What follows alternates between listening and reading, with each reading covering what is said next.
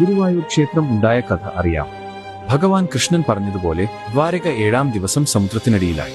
ബൃഹസ്പതി എത്തുമ്പോഴേക്കും ദ്വാരക പൂർണ്ണമായും കടലടിച്ചു പോയി കഴിഞ്ഞിരുന്നു.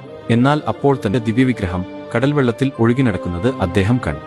തുടർന്ന് വിഗ്രഹം എടുക്കുവാനായി വായുദേവനെ വിളിച്ചു. വിഗ്രഹം പ്രതിഷ്ഠിക്കാൻ ഉചിതമായ സ്ഥാനം തേടി അവർ ആകാശമാർഗേണ ഭാരതം മുഴുവൻ യാത്ര ചെയ്തു.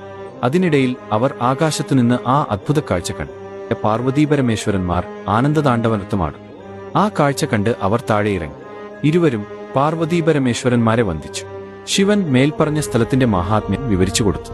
ഇത് കേൾക്കേണ്ട താമസം ബൃഹസ്പതി ദേവശില്പിയായ വിശ്വകർമാവിനെ വിളിച്ചു ഒരു മഹാക്ഷേത്രം പണികഴിപ്പിച്ചു. ബൃഹസ്പതിയും വായുദേവനും താന്ത്രിക വിധിപ്രകാരം അവിടെ പ്രതിഷ്ഠ കഴിച്ചു. ഈ മംഗളമുഹൂർത്തത്തിൽ സാക്ഷിയാകാൻ നിന്ന പാർവതീപരമേശ്വരന്മാർ അടുത്തുതന്നെയുള്ള മമ്മിയൂരിൽ സ്വയംഭൂവായി അവതരിച്ചു. അങ്ങനെ ഗുരുവും വായുവും ചേർന്ന് വിഷ്ണുപ്രതിഷ്ഠ നടത്തിയ പുണ്യഭൂമി ഗുരുവായൂരായും അവിടത്തെ ദേവൻ ഗുരുവായൂരപ്പനായും മാറി.